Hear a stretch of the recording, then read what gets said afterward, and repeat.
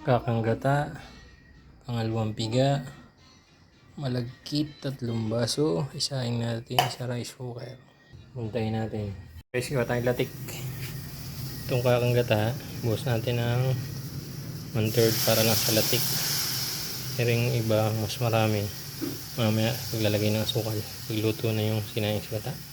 Yung iba, naglalatik na ganito. Tapos kinukuha yung latik. Tapos yung langis, doon na hinahalo yung sinayang sagata na malagkit. Ngayon, combo ang gagawin natin. Yung iba naman kasi sagata hinahalo. Ngayon, maglalatik tayo. Tapos uhulugan ulit natin ng sariwang gata at asukal. Combo ang ating version. Yung natin itong masarap.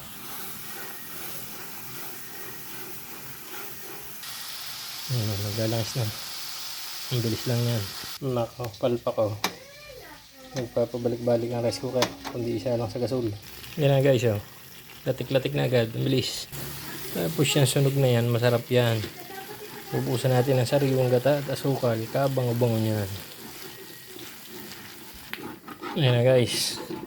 Ang bango na. Latik na, latik na. Ayun na. Ano lang yan, pambudbud sa ibabaw. Latik. Yun na guys, pambula-budla naman ito sa ibabaw. Pwede na yan. Buhos natin yung gata dito.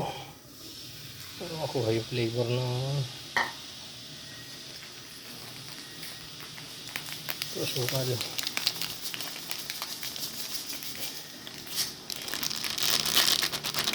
Lagyan yung pinch of salt. Patanggal umay.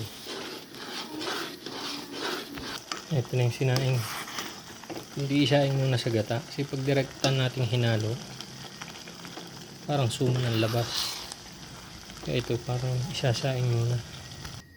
Guys, pwede na. Pwede nang ilagay din sa gata.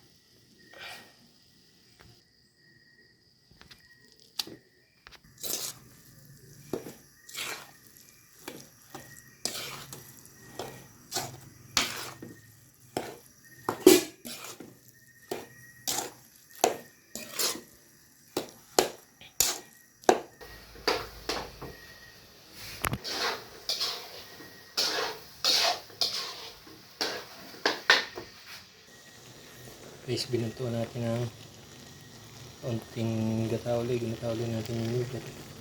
Medyo bigas-bigas pang kanin. Walang botones pagka hangat.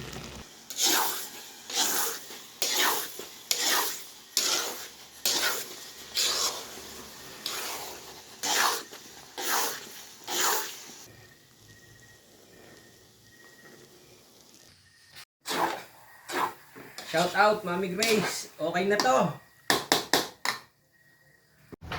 Guys, amuin na natin.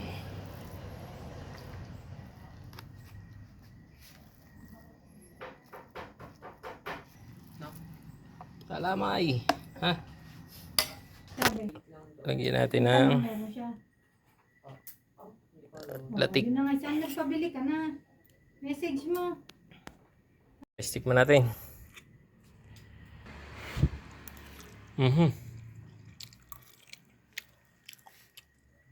Pwede na. Lasang kalamay na.